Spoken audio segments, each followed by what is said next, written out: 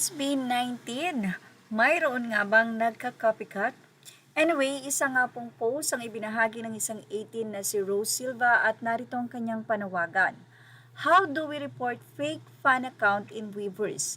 Di lang si Stel, pati na si Josh ini-impersonate niya.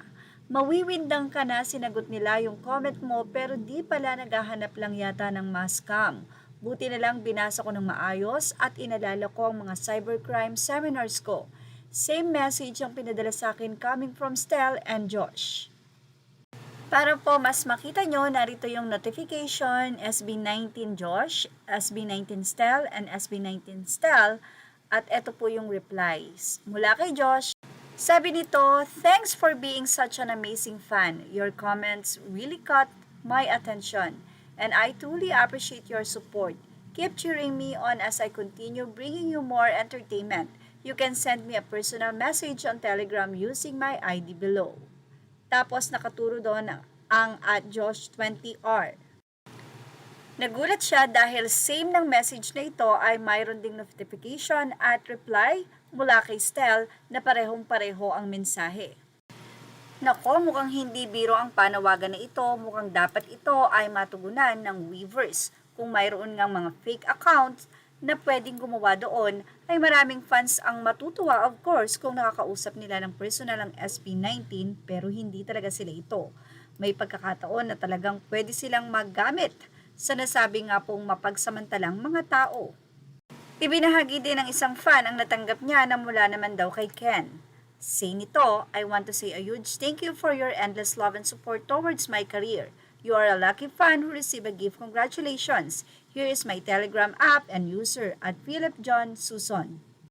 Ang nakapagtataka ay gagamitin nila ang Telegram para doon nga magpunta ang mga fans. Kaya naman dapat ay masagot nga kung sila SB19 Ken, Josh, and Stel ba ang mga ito. Narito naman ang message ni Stel. I want to say a huge thank you. Let your endless love and support towards my career. You are a lucky fan who received a gift. Congratulations. Here is my Telegram app and username @StelFans. Kaya naman ang mga kapwa 18, mayroong advice paano mo malalaman na sila nga talaga at legit ito. Say ng isa guys, remind lang po may star po sa name nila kapag nagdo-notif sa Weverse nyo like post o comment nila. O kaya say naman nila, i-click report lang agad caps, ganoon ang ginagawa ko. Malalaman nyo naman po yan sa name tsaka si Weverse mismo nagno-notif kung yung artist mismo ang nagko-comment o kaya fan lang din. Well, say ng isa ako din may ganyan sa Weverse. Siya naman daw si Stel Ahero. Nagkalat sila doon. Mawawala din yan, meron din yan sa ibang community nung first niya. Maraming ganyan sa Weverse kahit sa ibang K-pop group eh. Hello Caps, can you send us the link of this profile para makahelp kami to create a post on how to report sa Weverse? Salamat.